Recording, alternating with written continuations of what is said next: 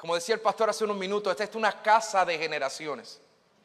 Y la pregunta que nos hacemos es, ¿qué hace a Presencia Viva o qué hace una iglesia una casa de generaciones? Y yo creo que hoy, si te pudiera contestar de alguna manera, es que podamos tener un tesoro que perdura. ¿Y qué es ese tesoro que perdura? El que Dios nos está llevando a nosotros como iglesia a poder tener presente. Quiero que busques conmigo Isaías 39. Y en Isaías 39 hay una historia, la historia de Ezequías. Y en esta historia es bien interesante porque Ezequías, para darte un poco de contexto de quién estamos hablando, Ezequías era rey de Israel y fue uno de los reyes que comenzó a reinar en su adolescencia, uno de los reyes más jóvenes que tuvo Israel, si no el más joven. Y cuando él comienza a reinar en la adolescencia, él no tenía idea de lo que era ser rey. E hizo lo que alguien que no sabe hacer lo que le toca hacer y que le han pedido que haga, hace cuando no sabe hacer lo que le toca hacer. Cantinflas, ¿eh? ¿Tú sabes lo que hizo? Postró su rostro en tierra y pidió consejo de Dios. Dios, si tú me has llamado, si eres tú el que me has llamado a hacer esto, dame tú la sabiduría. Y lo que sucedió con Ezequías es increíble, porque Ezequías se convierte en su reinado, se convierte en una de las fuerzas más poderosas que tuvo Israel. Y fue que él trajo una transformación en la milicia, una transformación en la agricultura, una transformación en la economía, una transformación y una reforma en la arquitectura. Fue un rey que transformó el reinado de Israel. A tal punto que todas las naciones temían por Israel y se acercaban a Ezequías y le daban regalos para que Ezequías no se despertara un día molesto y quisiera invadirlos a ellos. Era una nación poderosa e influyente. Y un día Ezequías se enferma, y cuando Ezequías se enferma le pide al Señor que Dios le extienda años de vida. Y Dios tuvo misericordia de él y le extendió años de vida. ¿Habrá alguien aquí que haya visto cómo Dios extiende misericordia sobre su vida, sobre su casa y su familia? ¿Alguien, verdad? Cuando Dios extiende misericordia sobre ti, algo pasó. Y Isaías, el profeta Isaías, le profetiza a Ezequías: Dios te extiende años de vida. Lo que está pasando aquí sucede en esa extensión, en ese tiempo extra, en ese momento donde en el overtime de la vida de Ezequías, esto es lo que está pasando. Y vamos a leer en el capítulo 39, dice: en aquel tiempo Merodach Baladán, hijo de Baladán, rey de Babilonia, envió cartas y presentes a Ezequías porque supo que había estado enfermo y había sido restablecido. Se regocijó con ellos Ezequías y les mostró la casa de tus tesoros, la plata y el oro, las especias, los ungüentos preciosos, toda su casa de armas y todo lo que se hallaba en sus tesoros. En otras palabras, le enseñó no solamente dónde estaban los tesoros, sino también le enseñó cómo podía defenderse y cuáles eran las armas que tenía. Al enemigo. El hombre que había sido conocido por un hombre por su sabiduría, ahora estaba cometiendo una locura. Le estaba entregando al enemigo el plano para poder atacarlos. Y dice: entonces el profeta Isaías vino al rey Ezequías y le dijo: ¿qué dicen estos hombres y de dónde han venido a ti? Ezequías respondió: de tierra muy lejana han venido a mí, de Babilonia. El próximo. Y dijo entonces: ¿qué han visto en tu casa? Y dijo Ezequías: todo lo que hay en casa han visto, ninguna cosa hay en mis tesoros. Apunten eso: ninguna cosa hay en mis tesoros que no les haya mostrado. ¿Cuántos tesoros Dios ha confiado en ti que tú se los has confiado y has dejado que el enemigo entre en esos lugares? Y entonces dijo Isaías a Ezequías: oye palabra de Jehová de los ejércitos, he aquí vienen días en que será llevado a Babilonia todo lo que hay en tu casa. Y yo quiero que tú empieces a escuchar cuál es la profecía que le da Isaías, porque no solamente habla de las cosas que él tenía, Porque la mayor pérdida de nuestra vida no son las cosas que tenemos, sino la gente que Dios ha confiado en nosotros. Y dice, no solamente, es aquí que vienen días que será llevado a Babilonia todo lo que hay en tu casa, lo que tus padres han atesorado para ti. Lo que tus padres han atesorado hasta hoy. Porque Ezequías veía el tesoro que tenía como algo que era de él, pero en realidad lo que él había recibido, lo había recibido de sus padres. Usted no se da cuenta cuántos tesoros usted está disfrutando hoy, que hubo alguien que preparó tesoros para usted. Usted no tiene cuenta cuántas bendiciones usted está disfrutando hoy, que alguien dobló rodillas para que usted recibiera esas bendiciones. No tiene cuenta cuánto favor Dios le ha dado, que no es su favor, es que gente creyó que la mano de Dios podía estar sobre su vida. Los tesoros que tenemos hoy es porque hubo gente que vino delante de nosotros y abrió camino de bendición para nosotros. ¿Cuánto pueden dar gracias, Señor, por todas esas personas que han abierto camino para nosotros? Ahora dice, lo que tus padres han atesorado hasta hoy, ninguna cosa quedará. De tus hijos que saldrán de ti. Empezó con las cosas y ahora empieza a hablar de las personas. Y dice, de tus hijos que saldrán de ti y habrás engendrado, tomarán y serán eunucos en el palacio del rey de Babilonia. ¿Usted sabe lo que le estaba diciendo Isaías? Es todo lo que atesoraste hasta hoy, todo lo que tus padres han atesorado se perdió. En una generación se perderá.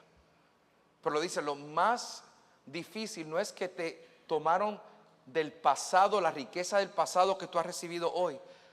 El enemigo a veces puede venir y robar del pasado, del presente, pero también iba a robar del futuro, porque iba a tomar a los hijos y los iba a convertir en eunucos, en sirvientes, en esclavos que no podían reproducirse.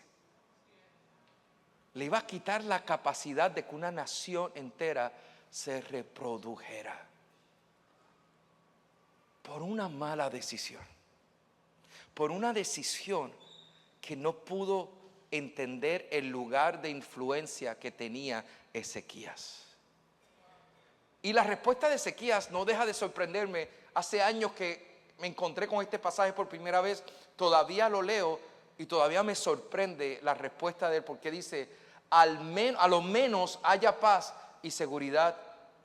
Bueno, dice, la palabra de Jehová que has hablado es. ¿Alguien piensa que esta palabra es buena? Entonces, ¿por qué él pensaba que era una palabra buena? ¿Sabes por qué? Lo dice la otra oración y añadió, a lo menos haya paz y seguridad en mis días. Lo que le dijo es, esta palabra es buena porque no me afecta a mí. Esta palabra es buena porque por lo menos yo voy a estar bien. Esta palabra es buena porque probablemente voy a terminar la extensión de vida que tengo, la voy a terminar bien. Pero aquí nos presenta la diferencia del corazón del hombre y el corazón de mujeres. Hay personas hay 3 etapas en la vida de todos nosotros. La primera etapa es que llegamos a esta tierra como si fuéramos niños, somos niños. Pero la inmadurez, la niñez no termina con el tiempo, porque hay gente, y todos conocemos personas que tienen suficiente tiempo en esta tierra, pero siguen actuando como niños. Pero llega un punto que de la niñez, de la inmadurez, tenemos que pasar a ser hombres o mujeres, que es la segunda etapa que todos tenemos. Y si se dan cuenta, cuando Dios creó a Adán y Eva, no puso niños o niñas en un huerto en el Edén. Puso a un hombre y a una mujer. ¿Por qué? Porque un niño no puede gobernar, un niño no puede heredar, un niño no puede reinar, un niño no puede reproducirse. Quien puede reproducirse son los hombres o las mujeres que entienden y asumen responsabilidad por lo que Dios les ha llamado a hacer. Un niño no asume responsabilidad, pero un hombre o una mujer ya comprende y entiende que tiene que asumir responsabilidad por lo que Dios les está llamando a hacer. Entonces, la primera etapa somos niños, la segunda etapa somos hombre o mujer. Pero hay una tercera etapa que Dios tiene para todos nosotros. La mayoría de las personas se quedan en la segunda etapa. La primera etapa, los niños no asumen responsabilidad por sus actos. y necesitan que otro asuma responsabilidad por ellos. Pero cuando madura un hombre o una mujer, se convierte en un hombre o una mujer y asume responsabilidad por sus propios actos. Pero hay una tercera etapa, di conmigo tercera.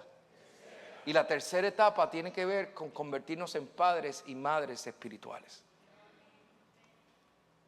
¿Y dónde llega ese momento de convertirnos padres y madres espirituales? Es el momento donde ya yo no asumo solamente responsabilidad por mí, sino que asumo responsabilidad por aquellos que están alrededor de mí. Yo asumo responsabilidad por la nación donde Dios me puso. Yo asumo responsabilidad por la comunidad donde Dios me ha puesto. Yo asumo responsabilidad por lo que Dios está haciendo alrededor de mí. Yo entiendo el lugar que Dios me ha dado, la autoridad que Dios ha confiado en mí. Y como yo entiendo el lugar y la autoridad que Dios me ha dado, yo le digo al Señor: Señor, yo y mi casa serviremos al Señor.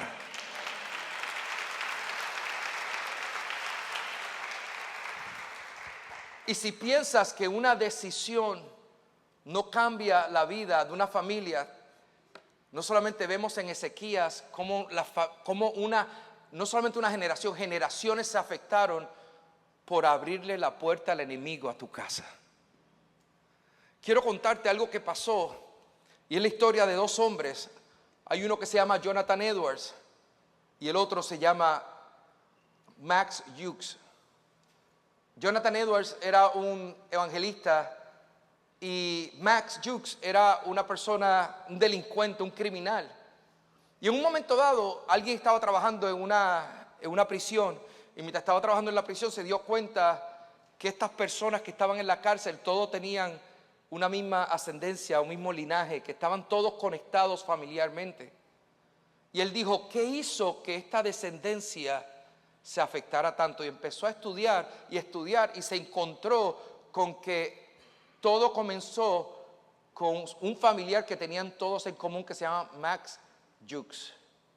Y Max Hughes dice, quiero contarles la descendencia de él, porque él estudió, se cree que nació en el 1700, su ocupación era alcohólico, vivió en Nueva York en el siglo XVIII, no sé si es una ocupación, pero así lo decía.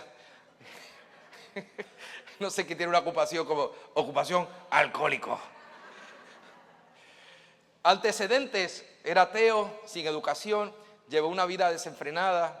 Descendientes: durante 150 años tuvo 1,200 descendientes. De esos 1,200 descendientes, 310 murieron en la pobreza. 150 fueron criminales, incluyendo 7 asesinos. Más de 100 eran alcohólicos. 190 mujeres vivían en la prostitución. 440 vieron sus vidas destruidas por la adicción. Esta es la descendencia, el linaje y el legado que dejó un hombre que vivió para servirse a sí mismo. Un hombre que no pudo asumir responsabilidad por lo que Dios había confiado en él. Un hombre que no entendió la autoridad que tenía y cómo sus palabras, sus acciones y cómo sus hábitos marcaban generaciones. Pero vengo a contarte porque el que estaba haciendo este estudio dijo: si hay esta marca de maldición, probablemente hay un ejemplo de una marca de bendición también. Y vengo a decirte, Dios te ha bendecido para traer una marca de bendición sobre esta tierra. Eres bendito para bendecir. Dios te ha marcado y te ha llamado hijo para bendecir a otros. Y fíjate lo que dice aquí, porque cuando estaba leyendo dice: Jonathan Edwards, un evangelista, nació en el 1703 y vivió hasta el 1758, en otras palabras 55 años. Y en 55 años esta es la marca que dejó, no solamente en su era, en su generación, sino en futuras generaciones. Jonathan Edwards, teólogo y predicador estadounidense de Estados Unidos, antecedentes: era piadoso, amaba la educación, amaba la lectura y era orientado a su familia. Su familia era su prioridad. Descendiente en 150 años, 1,394 descendientes. Escucha bien lo que pasó con estos 1,394 descendientes. 100 fueron abogados. Uno de ellos fue un decano de la Facultad de Derecho. Más de 80 funcionarios públicos, incluyendo 13 presidentes de universidades, 65 profesores universitarios, 3 fueron senadores en los Estados Unidos, 30 fueron jueces. aquí en esta tierra, más de 100 misioneros, ministros y teólogos, 60 fueron médicos, 75 fueron oficiales del ejército o la marina y un vicepresidente de los Estados Unidos, Aaron Burr, que era su nieto. Vemos la marca que malas decisiones y el no poner a Dios como prioridad en tu casa puede traer sobre las futuras generaciones. Pero vengo a contarte que así como una marca de maldición, Dios vino a traer una marca de bendición sobre nosotros.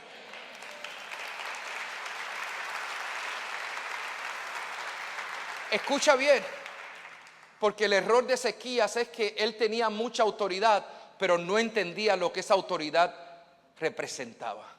Y hay muchos de nosotros que Dios nos ha confiado autoridad, que tenemos gracia, que tenemos influencia, pero no entendemos lo que eso significa y no usamos esa gracia y esa influencia para bendición. Y a veces somos muy pasivos con nuestros hijos, somos muy pasivos en nuestra familia, somos muy pasivos, muy callados cuando deberíamos poder entender que somos de influencia, que Dios nos trajo a esta tierra para ser sal y luz, no solamente para una generación, sino para que futuras generaciones digan: hubo uno que se levantó y creyó que Dios podía levantar nuestra familia.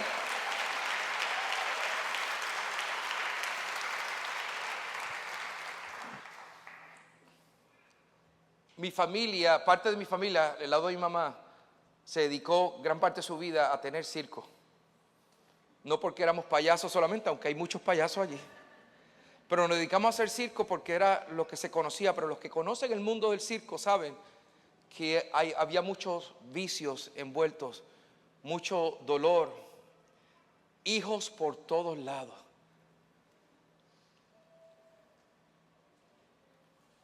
Y se conocía que habían, donde quiera que el circo había estado, allí se dejó hijos abandonados.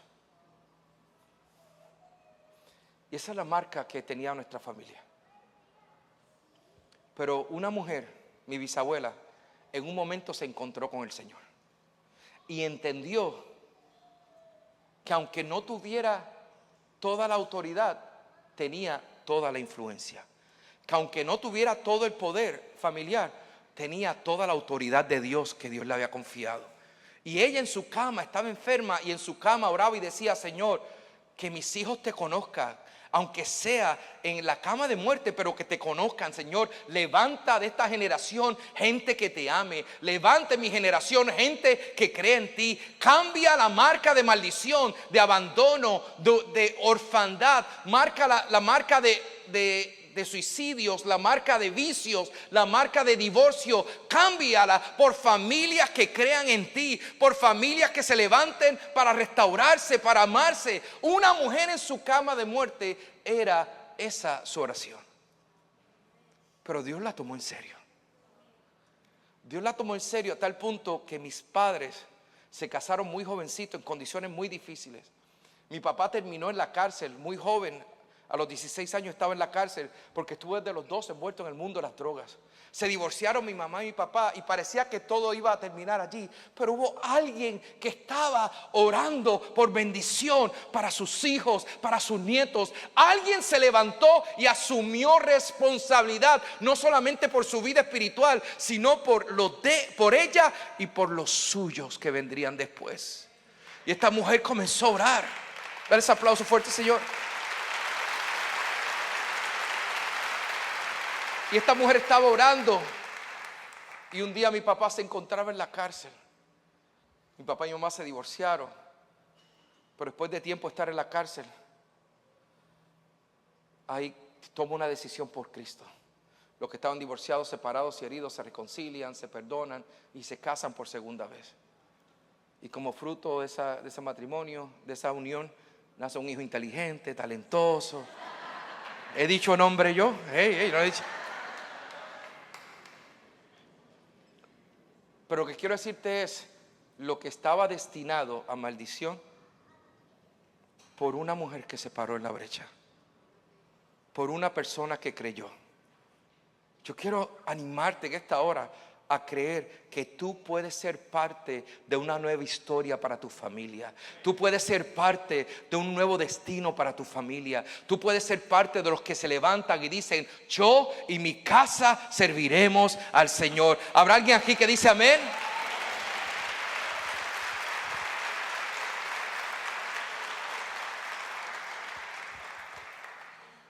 Fruto de esa oración, no solamente mis padres conocieron al Señor, no teníamos pastores en nuestra familia.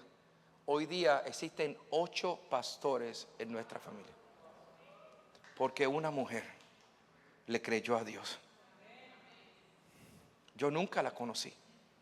Bueno, la conocí de muy pequeño, de bebé, pero no recuerdo una conversación con ella. Pero algún día me encontraré con ella en el cielo y le diré: gracias por orar. Yo soy el fruto de tus oraciones.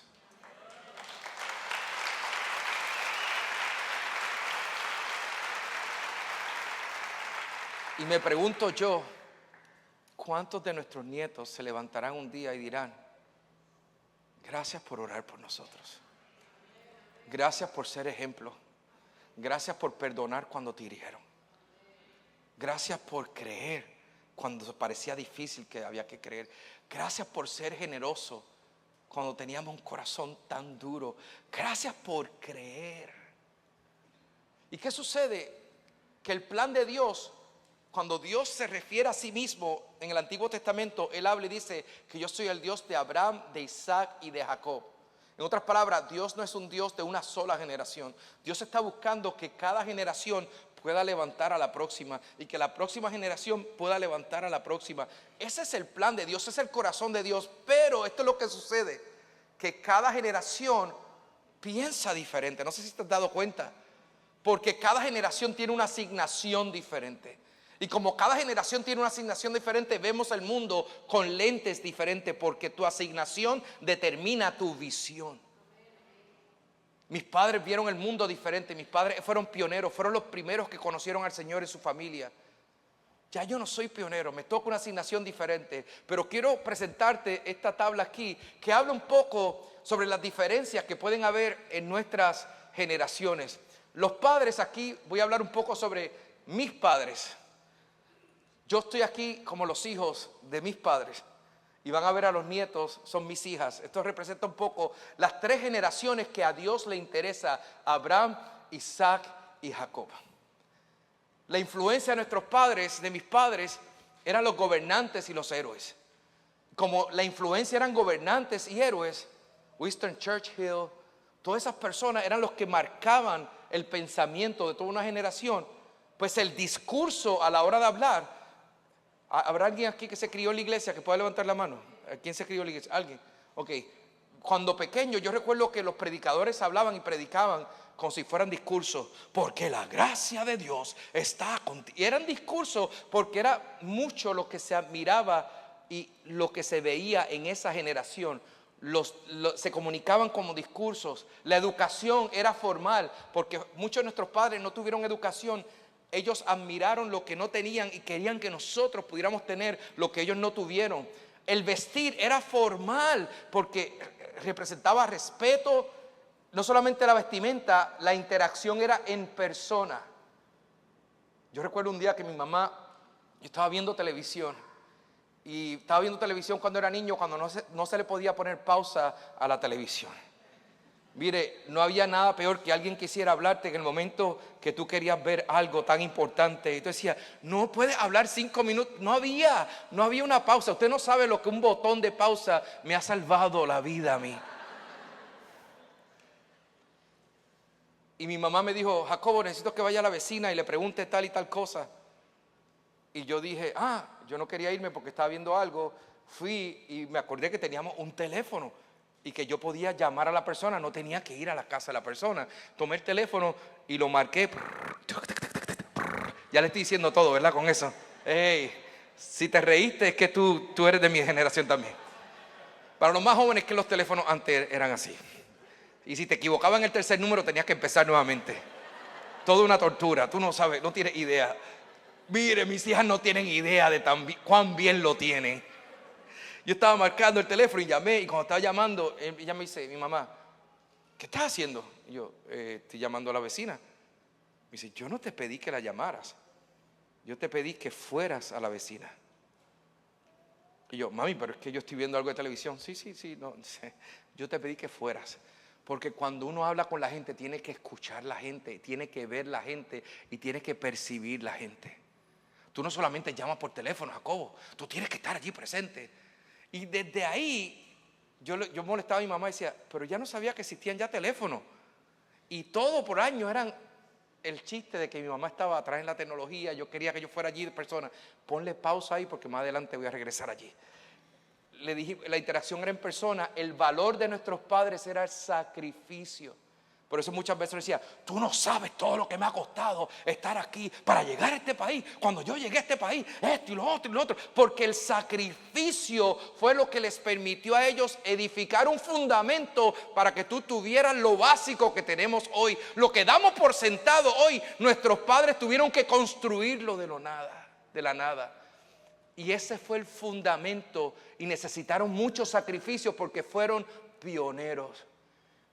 Quiero decirte, cada vez que yo crezco en mi vida y maduro en mi vida, cada vez que le doy gracias al Señor por mis padres, por el sacrificio y a todas esas personas a nuestros padres, a nuestros abuelos, ¿qué tal si damos un aplauso de bendición y honra por todo lo que han hecho por nosotros? Ok. El mundo para nuestros padres era el barrio y la ciudad. Y si había una fiesta o una celebración y estaba casi todo el barrio, decía, mira, todo el mundo vino. No vino todo el mundo, vino nuestro barrio. Pero el mundo era el barrio. Y la aprobación para nuestros padres necesitaban la aprobación institucional. Yo recuerdo mis padres eran pastores en una denominación. Y recuerdo cómo ellos hablaban sobre tener las credenciales de esa denominación. Porque era importante la aprobación, el sentirte respaldado por una institución. Esos fueron nuestros padres, ahora vienen los hijos, mi generación. La influencia ya no eran los gobernantes, porque vimos muchos gobernantes corruptos y ya no creíamos tanto en ellos. Entonces ahora empezamos a creer en los empresarios, en la gente que traía nuevas ideas. Empezaron a llegar los Steve Jobs, los Bill Gates, esas personas, y empezamos a decir, no, estas son las personas que tenemos que creer. Y ahora empezamos a modelar mucho nuestra vida alrededor de esas ideas que estaban trayendo. La comunicación ya no eran discursos, ahora eran puntos. Antes se hablaba en discurso y ahora 3 pasos para ser tan feliz como yo. Y muchas de las prédicas también empezaron a ajustarse a eso. La educación era semiformal. Semiformal porque yo fui a la universidad, pero les cuento que muchas de las cosas que más me marcaron fueron las mentorías que he tenido durante ese tiempo. Luego, conocer gente que ha hecho lo que yo he querido hacer y aprender de ellos. La vestimenta ya no era formal, ahora era un poco profesional, un poco más relajada. La interacción no era en persona, era en llamada, como yo quise hacer cuando mi mamá me pidió que hiciera. El valor no era el sacrificio, ahora el valor era el éxito y la eficiencia, la excelencia. El país ahora se convertía en todo el mundo. Ya no solamente estamos viendo la ciudad, sino el país nacionalmente, y la aprobación tenía que ver con el éxito. ¿Tú lo lograste? Ok, yo quiero aprender de ti. Si no lo lograste, no siento que tengas mucho que enseñarme. Si lo lograste, yo puedo aprender de ti. Eso fuimos nuestra generación. Ahora los nietos, la generación tal vez de 35 para abajo o 40 para abajo, la influencia son los creativos. La comunicación son las historias, porque las historias para ellos o esta nueva generación implica, mire, mis hijas, un momento dado les dio con ver un programa en YouTube, un video en YouTube, donde estaba esta influencer contando crímenes mientras ella se estaba maquillando. Yo no podía hacer las dos cosas, o yo escuchaba el crimen o la veía maquillándose. Yo no tenía mente para hacer las dos cosas. Y yo decía, pero ¿cómo ustedes están viendo a una chica maquillándose? Mientras ella está maquillándose, estaba contando, déjame decirte qué pasó en el 1888. Y yo decía, yo no puedo, traté de hacerlo, pero no es mi manera. Me encantan las historias, pero no la manera que esta generación lo hacía. La educación ahora es más empírica. Esta es la generación que menos está yendo a la universidad, porque han perdido credibilidad para ellos. La vestimenta no es formal, profesional, sino que es creatividad e identidad, porque la vestimenta es una manera de reflejar su identidad. La interacción era en persona. En mi generación era en llamada y mis hijas en texto. Ay. Mires, en estos días vi que se reconoció los emojis como un lenguaje oficial. ¿A dónde hemos llegado? Cuando los emojis se convierten en un lenguaje oficial. Pero escucha bien, en el 2020, al final de la pandemia, en Texas, yo tenía que llevar a mi hija a encontrarse con unas amigas. Y le dije, yo tengo que regresar, tengo solamente 10 minutos para estar allí, por favor dile que puedo llevarte, por esperarte 10, 15 minutos máximo, pero que si pudieran estar a esta hora. Sí, papi, no te preocupes, que la estoy llevando. Y le miro, mi amor, ¿ya hablaste con ella? Sí, ya le dije, mi amor, y cada 10 minutos, ¿van en camino? Ya hablé con ellos. Y a la tercera me dice, sí, ya hablé con ellos. Le dije, ¿cómo que hablaste con ellos? Yo no te he escuchado en ningún momento hablar con ellos. Y me dice, papi, yo he estado texteando con ella todo el camino. Y cuando me dice eso, yo dice, ¡no! ¡Yo soy mi mamá!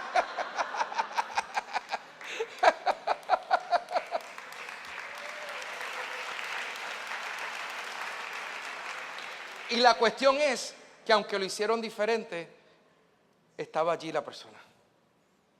Y a veces que la generación tenemos que entender que aunque nuestros hijos hagan cosas que parezcan diferentes, formatos diferentes, al final tenemos que confiar en que van a lograr lo que Dios les ha llamado a hacer. Por último, mundo, barrio, ciudad, país, para nosotros y para nuestros hijos, el globo es el mundo. La aprobación, la institución, para nosotros el éxito y para nuestros hijos la influencia. Si alguien tiene influencia, si alguien tiene seguidores, esa persona tiene algo que decirme, aunque no sepa lo que está diciendo, pero tiene algo que decirme. Cambian las formas de ver el mundo. Pero quiero decirte algo, porque nosotros vemos estas diferencias y pensamos y decimos, como somos tan diferentes, no hay manera de conectarnos. Pero en realidad la diferencia es porque hay una multiforme gracia de hacer las cosas. Si nosotros entendiéramos que hay una manera diferente para cada generación, pero lo que Dios nos está haciendo no son diferencias para separarnos, sino que Dios nos está dando diferentes maneras para complementarnos. Y yo quiero que tú salgas hoy de aquí entendiendo que aunque tus hijos, tus nietos vean el mundo diferente, no significa necesariamente que Dios no está obrando en ellos. Que tenemos que creer en lo que Dios está haciendo en nuestros hijos. Y quiero, porque lo que el enemigo quiere es separarnos a través de esta diferencia, pero Dios quiere unirnos. Te voy a decir en la palabra 3 ejemplos clásicos, o 3 ejemplos claves, ¿qué sucede cuando las generaciones se unen? ¿Están listos? Ok, prepárense porque estamos ya para aterrizar. La primera es Elí y Samuel. 1 Samuel 3 cuenta la historia de un sacerdote llamado Elí, que había estado toda su vida sirviendo en la casa del Señor, pero ya no escuchaba la voz de Dios. Y de momento llega este jovencito que llega allí, hijo de Ana, que Dios le dice, dedícalo a la casa del Señor. Y Samuel está escuchando la voz de Dios, pero no reconoce que es la voz de Dios. Tenemos a alguien que sabe cómo se escucha la voz de Dios, pero ya no escucha la voz de Dios. Y por otro lado tenemos a alguien que está escuchando la voz de Dios, pero no sabe que es la voz de Dios. Samuel se acerca a Elí y le dice, hey, algo está pasando, estoy teniendo una experiencia que no la entiendo. Si Elí no hubiese sido entendido en lo que estaba pasando, hubiese menospreciado lo que estaba pasando con Samuel en ese momento. Elí le dijo, si lo que estás escuchando es la voz de Dios, la próxima vez que escuche, dile, heme aquí, Señor. Escucha bien, el hecho de que tú estés en una temporada diferente no significa que tú no puedes enseñar a otros a hacer lo que Dios ha puesto en tu corazón. El hecho de que tu tiempo pareciera haberse terminado no significa que ya tú no puedes ser clave para levantar a otros en el cuerpo de Cristo. Eso es tener una mentalidad multigeneracional. Elí le enseñó a Samuel, y ese día que Elí le enseñó a Samuel y Samuel dijo: heme aquí, Señor, se despertó la voz profética sobre Israel una vez más, porque hubo alguien que creyó en la próxima generación. ¿Alguien puede decir amén conmigo? Segundo, la viuda y sus hijos. Segunda Reyes 4, del 1 al 7, cuenta que el esposo de esta señora había muerto. Él era un hombre de Dios, servía en la casa de Dios. Murió, pero la dejó endeudada. Y cuando la dejó endeudada, ahora sus hijos estaban en peligro. Y dice ella, se acerca al profeta y dice: ayúdame, porque vienen a pedirme a mis hijos en esclavitud, porque no tengo cómo pagar. Y le dice: ¿tienes algo? Y dice: bueno, tengo aceite. No tengo nada, pero tengo aceite. Y le dice: ok. Mandaron a los hijos a tocar a la puerta. Y empezaron a tocar a la puerta de los vecinos. Porque escucha bien, hay milagros que Dios te permite experimentar tú solo, pero hay milagros que Dios te va a llamar a unir a otros a ese milagro. Y los hijos empezaron a tocar a la puerta. Y los hijos tenían un favor que ya los padres no tienen. Los hijos tienen un favor para abrir puertas que nosotros ya no tenemos. Cuando ellos tocan a la puerta, se le abrió la puerta y le decían: ¿tienes una tinaja? Y le daban una tinaja. Y regresaban con la tinaja, y cada vez que aparecía una tinaja se multiplicaba el aceite. La provisión de Dios se extendía. La abundancia seguía, porque cada vez que tocaban a la puerta, llegaba una tinaja, Dios bendecía lo que estaba pasando allí. En otras palabras, la unión de dos generaciones. Dios le dio al profeta la palabra, la instrucción, pero los hijos tenían la gracia y el favor para abrir las puertas. Cuando dos generaciones se unen, no solamente se despierta la voz profética, sino también que la provisión milagrosa de Dios llega a la casa de Dios. ¿Cuántos pueden decir amén? Y por último, la multiplicación de los panes y peces.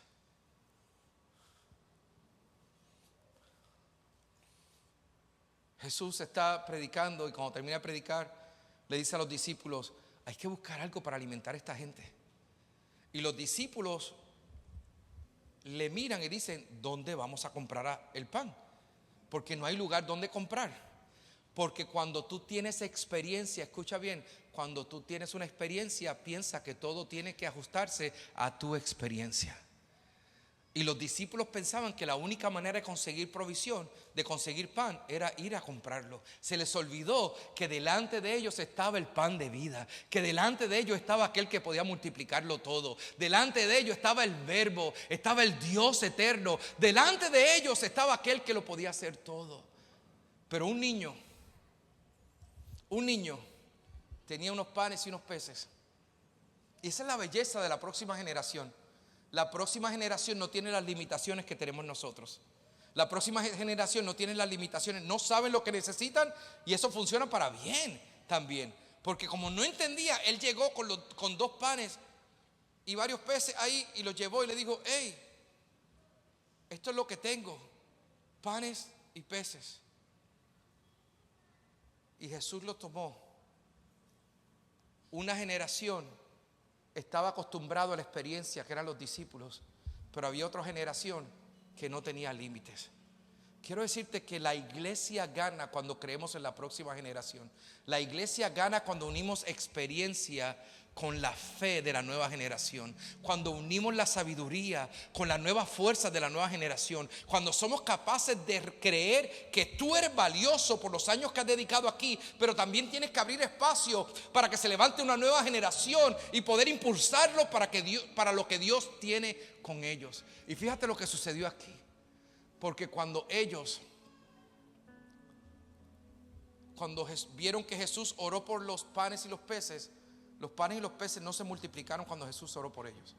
Se multiplicaron cuando los discípulos hicieron una estrategia de poner a toda la multitud en diferentes grupos y empezaron a repartir. Y cuando ellos estaban repartiendo, Yo puedo imaginarme a los discípulos que no salían del asombro diciendo: ¿cómo fue que estos pocos panes y estos pocos peces pudieron alimentar a tanta gente? ¿Cómo es que Dios sigue multiplicando lo que tenemos? ¿Sabes qué? Cuando se unen varias generaciones en el reino de Dios, el poder de la multiplicación llega a nosotros. ¿Habrá alguien que diga amén conmigo?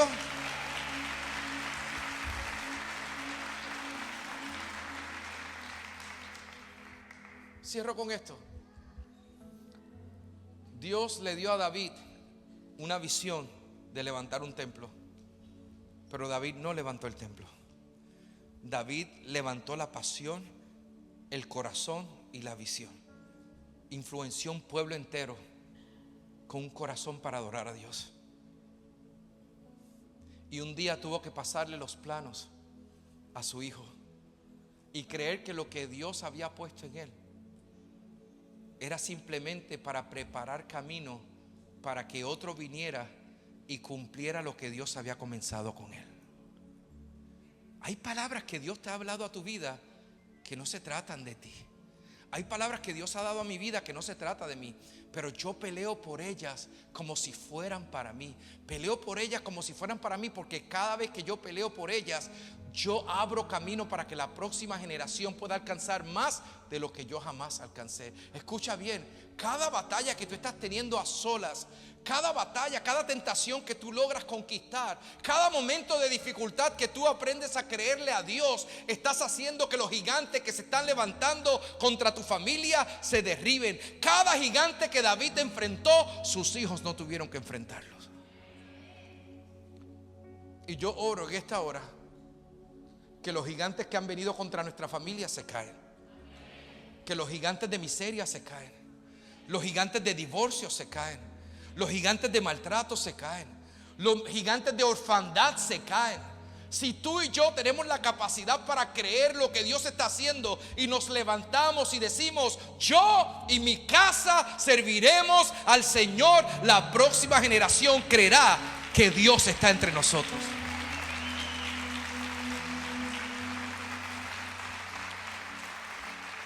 Y la pregunta que hago yo en esta hora: no sé en qué etapa de vida te encuentras, no sé cuáles son los gigantes que has tenido que enfrentar, no sé cuáles son las batallas que has tenido a solas, batallas emocionales, batallas espirituales, batallas mentales, cosas que por años han estado atacando y yendo en contra de la bendición que Dios tiene para tu familia. Si puedes sacar unos segundos, cierra tus ojos ahí y piensa: ¿cuáles son los gigantes que me toca hoy levantarme en el nombre de Jesús en contra de ellos? Y si tú percibes que el Espíritu está hablando a tu corazón en esta hora, y hoy tú dices conmigo: yo me voy a levantar en el nombre de Jesús, yo y mi casa serviremos al Señor. Y si tú eres uno de esos, podrías ponerte de pie donde quieras que estés en este salón, como una señal de fe, de decir: yo y mi casa serviremos al Señor. ¿Podrías levantar tus manos? Señor, en el nombre de Jesús, hoy levantamos nuestras manos como una señal pública que dice: Señor, hemos sido bendecidos por ti para bendecir. Hemos sido marcados por ti para marcar con bendición nuestra generación. Señor, no tomamos en poco la bendición que tú has puesto en nosotros. Por eso hoy te pedimos y oramos a ti y clamamos que yo y mi casa podamos verte en nuestras vidas. Señor, yo oro por personas que están aquí, que han estado batallando, sus familias. Señor, pareciera que es un patrón de maldiciones que no ha querido terminar. Yo oro por maldiciones, en contra de maldiciones de adicción, en contra de maldiciones, Señor, de entregar el dinero apostando, Señor, en contra de la irresponsabilidad, Señor. Voy en contra de la orfandad que se ha levantado en nuestra familia, Señor. Yo te pido que tú levantes padres aquí que estén dispuestos a ser ejemplo para sus hijos. Que levantes madres aquí en este lugar que estén dispuestas a ser ejemplo para sus hijas, Señor. Padre, aún si hay entre nosotros personas que experimentaron orfandad, Señor, con nosotros no será así. Yo y mi casa serviremos al Señor.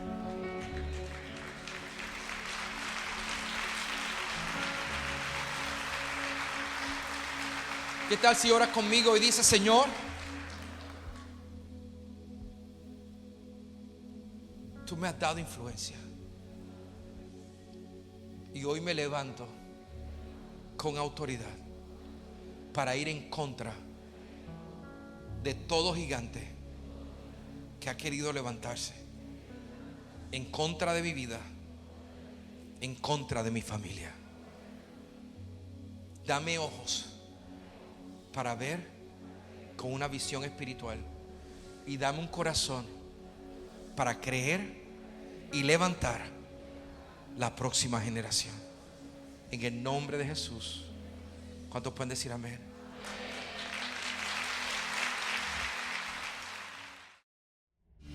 Gracias por unirte a esta experiencia. Deseamos acompañarte a crecer en tu relación con Dios. Presencia Viva no es solo una cita los domingos. Hay mucho más que nos gustaría compartir contigo. Te invito a que te suscribas a este canal para recibir notificaciones cada vez que publiquemos algo nuevo y que navegues nuestra página web. Si hoy tomaste la decisión de seguir a Cristo, cuéntanos, escanea este QR en pantalla. Nuevamente, gracias por compartir este tiempo con nosotros.